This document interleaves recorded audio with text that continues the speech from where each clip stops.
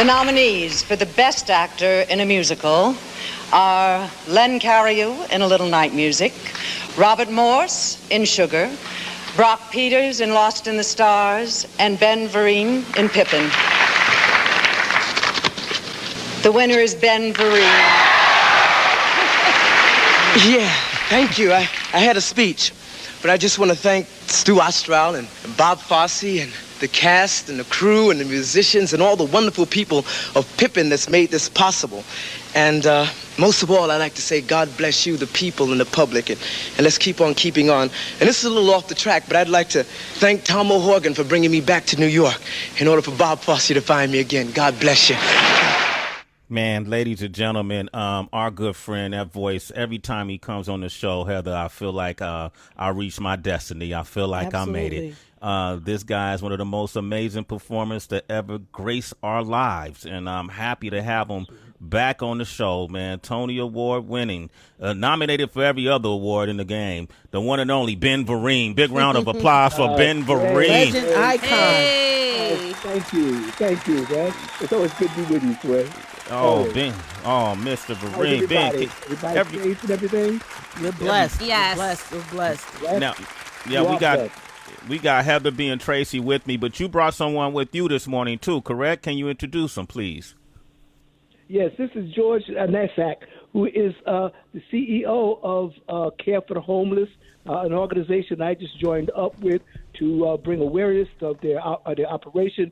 They bring medical care to the community of the homeless, and it's a very important work. That's why I'm with this man, because I believe in their mission, and I see my brothers and sisters, my neighbors who are homeless on the street. I often wonder what happens medically with them, and he has the solution. What I love about them, they have the solution to this whole homeless situation. So that's why I want to introduce you to George Nasak. George, good morning. Welcome to the show. Round of applause for George. Hey, George. Thank What you an very much. introduction. It's a pleasure to be here. Thank you for having us on. And, Ben, it's always a pleasure to be with you. Always. Ben, first of all, before we jump into this, Ben and George, you could join in the conversation, too. We were having a conversation earlier about a lot of these food companies are changing the imaging and the logos on their brands. For example, Mrs. Butterworth, Quaker Oats is changing Aunt Jemima, and also Uncle Ben's Rice. You know, the owners of Uncle Ben's Rice. They Ben already know where you're going with it. Now they're going to change. Right. Thank you. I get it. Yo. This is too funny, man. Yeah, man. So, Aunt your mama not gonna wear that bandana anymore, is she? No. Well, you know, you know, take that bandana, put it over her nose and her mouth, use it as a mask. Going on. You know what? I'm dead. Oh, my. That's a joke, bro. And then, what do you think of that? Now, they're all coming out and saying we realize now, that the stereotypes now now. You realize? Yeah. Well, yeah. Thank you for now, but this has been going on forever. And now you're realizing it? Wake up, people. Yeah. You've been doing this for so long. You should know the way that people are thinking. That is not the issue. That's not the issue. We're going to change our branding now because we don't want black people to slow down and think about in our window and break our things up. No. It's about government changing its policies. It's about equality for all people. Don't get fooled by the okie doke. Keep your eye on the prize. Let us go forward and liberate the people. Not fool them with, take my branding off here, take my branding. See, I changed. No, it's not about that. It's about changing inside. It's about changing the way you psychologically think about things and become a spiritual being in this universe for all people. That's what it's about. That's why we're angry. That's why we're at the place where you see someone like George Floyd. To your parents, man, I hurt for you. I hurt for any young man, any young woman who has gone through the atrocities and gone through the murders that happened when we watched it on social media and TV. But also, I'm thinking about those children, those families in Chicago and then Texas and all across the state that have died throughout this period, and it's because justice is not right. We must first look at that. We're not looking at your branding. We're looking at your attitude towards us as a people, as a human people, as a spiritual people. We must come together. We build churches, mosques, all these sort of things to represent our God or your God, and keep separating this with a thing called religion. Bring it together under one consciousness, one spiritual drive for all the people to have. And wake up, America. Wake up, the world. Equality is what we're screaming about. Things that are not fair, things that are not just. You want to change the police system?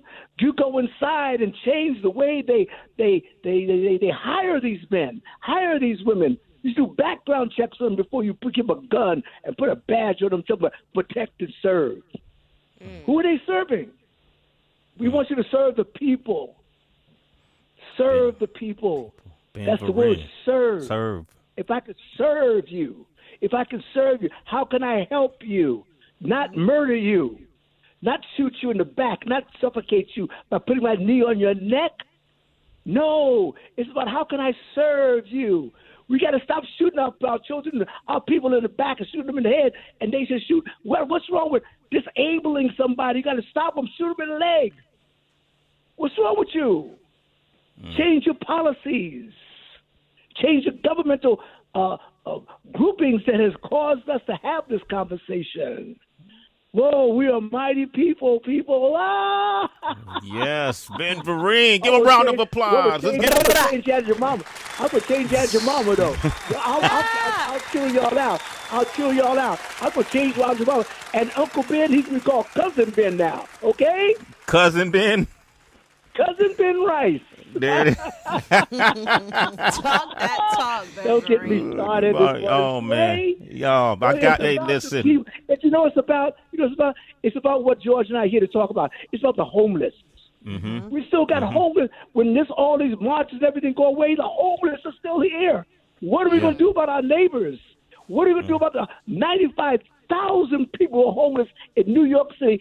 And with the unemployment going up, and this pandemic stops, and the landlords want their money, and the evictions are going to happen, the numbers are going to go higher. What are we going to do to stop that? That's what's important here. Your neighbor. We are our brothers and sisters keepers, people. We are been given a charge by our divine leader, our spiritual leader. Call him God, Allah, Buddha, Jesus, Krishna, whatever you call your divine higher power. It's time to put that in place and let that be the focus of our intention, which is a peaceful coming together and a peaceful understanding of the people. First, deal with my brothers and sisters, my neighbors. They're homeless. And pretty soon all of us going to be homeless if we don't deal with this situation. Care for the homeless has the solution. Right away, I called George. I said, George, our homeless brothers and sisters, this pandemic's happening. This coronavirus is going to hit them. I said, how many have we lost? We had thousands in the hospital. Thousands were dying in New York City. I'm going, how about, what my brothers and sisters were homeless? So he said, what? I said, yeah, how many have we lost? He said, 79. I said, yeah, but what? 79? 79? Yeah. You see, we got out in front of the curve. We got out in front of it. When we saw it coming, we got out in front. So I said to him, man, maybe all New York City become homeless. So we're all protected from this coronavirus. Yeah. Because the coronavirus has been very interesting because it didn't create, for example, racial disparities in healthcare. It didn't create those. No. Boy, has it been efficient at exposing them. And, for 35 years, Care for the Homeless has been all about providing access to high-quality health care to people who are otherwise disenfranchised. That's been our mission from the beginning. And so, as Ben says, we got out ahead of the curve. As people started to get symptoms of the virus, we were able to secure hotel rooms for them, to put them into isolation spaces so that they were able to recover, so that folks didn't get exposed to the virus from them. So we really did try to get out ahead of this, and luckily we've been relatively successful in doing so. George, let me ask you this, because you guys last year, you helped CFH served over 7,000 homeless men and women and children and supported over 36,000 health center visits. Tonight, you guys are doing something really special at 6 p.m. It's the virtual Vereen and Friends fundraiser for Care for the Homeless. Can you tell us about this? Sure. This is an event that we're very proud of.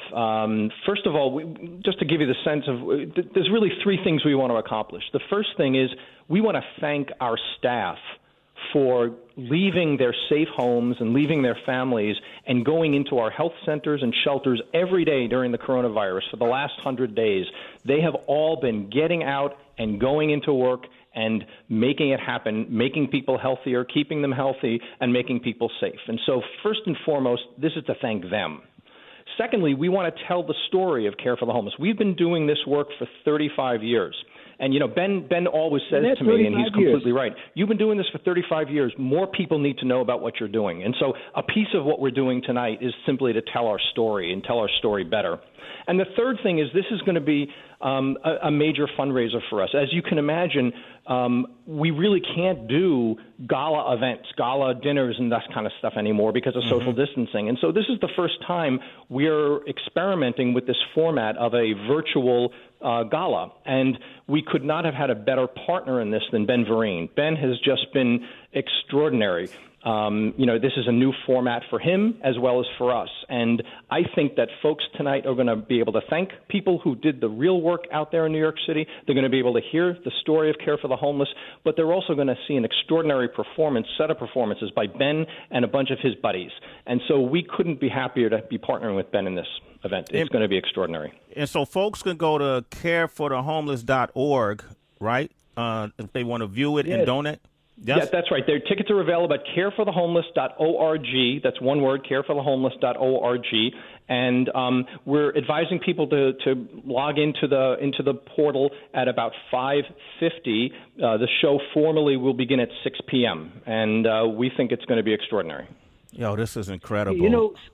Sway, when we first came to me to do this, we got the idea to do this, and I was watching TV one day, and I saw the New York Police Band, a jazz band, on the air. So I've asked them to open our show. So the New York City their police band will be there this evening to open the show. It's time that we sit down and have conversations with each other and get rid of the foulness that is separating our communities and separating us. Look, if we have a domestic problem in your home and you call 911, what are they going to send in? A social worker? I don't think so. I think they need to send out somebody who is trained to deal with it in a intelligent manner. And so we got to sit down and have a conversation. So these lovely gentlemen, men and women of the police force, are going to be opening the show, playing jazz, man. They got a jazz band. Man, Ben has been extraordinarily articulate, and he has really opened my eyes in ways that I wasn't completely on top of in terms of how the arts can promote healing. And when he raised this issue with us, we scratched our heads a little bit and said, is this really a great idea? But Ben is so clear that the arts can be used to heal communities and heal people, that this seemed to be the right direction to go in. I want to reiterate that tonight, 6 p.m. Eastern, on www.careforthehomeless.org. We're talking our good friend Wayne Brady, one of the world's greatest entertainers. Glenn Close. David Copperfield. David Copperfield? Come on. Wow. Glenn Close. My God. Jeff Goldblum, one of my favorite actors. My partner, Brown Shoe. Yes. And Ben, let me ask you this and by the way, I want to open up the phone lines, 888-742-3345. Ben Vereen is on the line, and George, how you say your last name? Is it Nashak? Nashak. Nashak is on the line. Nashak from Care for the Homeless. If anybody's ever been homeless or know someone that's homeless and had an experience, you want to share it with us, 888-742-3345. Ben, you played a homeless man with Richard Gere in the film Time Out of Mind. And that really opened my eyes. Yeah, because there's a lot of stigma in how you were saying we got to change the way we think, even in social injustice. We got to change the way we think. The stigma is about people who are homeless as well, correct? Yes. I was, in playing my roles, I always go to the source. And so I had to go into the shelters. I had to live on the streets. And there was parts of the movie where we actually would have the panhandle. And a lot of people walked up to me and walked up to Richard Gere and ignored us because we were dressed like homeless people. Didn't want to have anything to do with us. There, but by the grace of your God, go you. I represented you without in our society, in our world today. Yes, we work so hard to acquire the things that we want and have good homes, but at the turn of a switch, it could all happen. It could all come tumbling down there, but by grace, go you.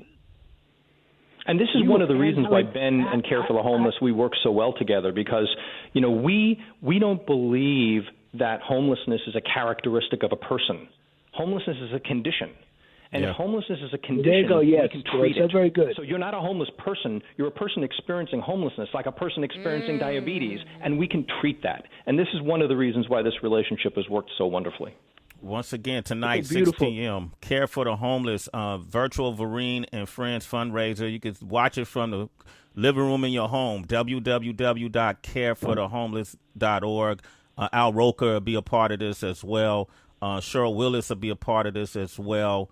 And then we got Ben Vereen on the line. And I'm curious, there's a lot of folks who tune into this show that found yourself homeless. You've had this experience and you weren't addicted to drugs like the stigma people put on homeless folks. You weren't lazy. It wasn't that you didn't want to work. Yes. All these different stigmas that people put on folks who are homeless. You just might have hit a tough time, a bump in the road, and found out that damn shit. And it's the shelter that helped give you refuge. You guys also do work in women's shelters as well, correct? Yes, George? we operate two shelters for women experiencing homelessness, and exactly what you're saying. Our goal is to then get that person back on their feet and get them into permanent housing. So we have, over the last 11 years, we have moved 1,200 women into permanent housing once again from our shelters. 1,200 women. Wow. So this is all about solutions. This is all about outcomes. There are too many people in the world who kind of are despairing that there are any solutions to homelessness, and nothing could be further from the truth. We know what the solutions to homelessness are as an organization. We implement them with individual people every day. Whether we as a society will have the courage, whether we'll have the generosity, whether we'll have the vision to bring those solutions to scale is a really important question. And that's one of the things that tonight is about, to get us the resources to help bring this to scale. But make no mistake about it, we've got the solutions. 1,200 women moved into permanent housing over the last 11 years. Okay. That's right. Wow. And here's the thing also, most shelters, when I speak to homeless people, I say, why don't you go to a shelter? They say, I don't feel safe in the shelter. I don't feel safe in the shelters, and that's sad. Yeah. But here, Care for the Homeless, you are safe, because we not only got you because you're in the street, we got you for life. Yeah. And Ben isn't just saying that. Ben has visited our shelters. Ben has sat with our residents multiple times. Right? He is a compassionate man who has these extraordinary conversations with our residents. So he's speaking from a position of knowledge. He's been in those shelters, and he knows that they are safe and they are nurturing, and that people are treated with respect and dignity. George, let me ask Ben something. Let me tell you this. Yeah. I met this little girl at the who lives in the shelter, and I said to her, will you go to school? She said, yes. She said, well, I said, how is it like? She said, well, it's okay. I said, does it make you feel bad? She looked me right in the eye, and she said, I'm not going to let my condition dictate my destiny. Ooh, how old was the girl, Ben? Ooh, about 13 years old. Look, I want to go to my conditions dictate my destiny. I'm about to write that down. I got people on the line real quick. I want to go to them. We got Art in D.C. Good morning, Art. How you doing? Hey, Art. Good morning, Art. Hey, good morning, family. How are you, Ben? Good morning. How are you guys doing? Doing well, man. How you doing? You okay? You and your family? We're doing wonderful. Thanks for asking, and I hope you and your family is doing well. Listen, I was talking to someone on the phone this morning, and I actually work with homeless individuals here in D.C. I work with an agency that deals with homeless individuals as well as families. And I'm curious to know, what are you guys are doing? I know here in D.C. we're doing permanent supportive housing. Shout out to the agency that I work for, MES. But we're doing permanent supportive housing here. How are you all doing with permanent supportive housing for the families that you work with? Well, that's a great question, Art. Thank you for it. New York City is one of the leaders, and we were one of the earliest cities to adopt the permanent supportive housing model. We've got tens of thousands of units in New York City, both for individuals and for families. You're doing great work because, in my opinion, permanent supportive housing is one of the most consequential answers to address homelessness that we know about. It's an evidence-based practice. It's the way we need, and we continue to build in New York City. We've got a substantial pipeline. We've got a lot of great providers. I know you've got a lot of great providers, too, in D.C. So permanent supportive housing is one of the evidence-based practices. We endorse it thoroughly. Well, it's for me. It's not just a art incident, an art problem. It's it's a team effort that we do here. We try to help as many people as possible. And it's funny because I actually just left a client who is actually being housed tomorrow and getting keys to her new place. Oh wow! So it's rapid, not only just here in New York City, but in DC as well. Hey, Art, you have this experience that I've had as well. You and I can share this, even though we've never met. You know how powerful it is when a person who has been homeless puts the key in the lock for the first time. That is an awesome moment, and you know what that's like, right? Hey, Art, thank you for your call, Art. You're a citizen, bro, okay? In the morning. Okay. Hey, George, thank you for being on today, and it was great to meet you. I love the work you're doing, and know that this platform is here for you guys. Just tell Ben to call me. We appreciate that. Thank you so much. Absolutely. Ben is family. Stay safe, man. All right, take care. And I'll see you tonight. You and your family. Okay. All right. Hey, Ben. Thank you for those powerful words. We need that healing. We need that vision. Thank you for that strength, Ben. We need to hear from you. Anytime. Okay. Anytime. All right, brother. All right. I'm going to write your number down, man. I love you, brother. Okay. Write it down. Call me. Okay. Peace. All right. Be blessed. Be blessed. Thank you very much. Okay.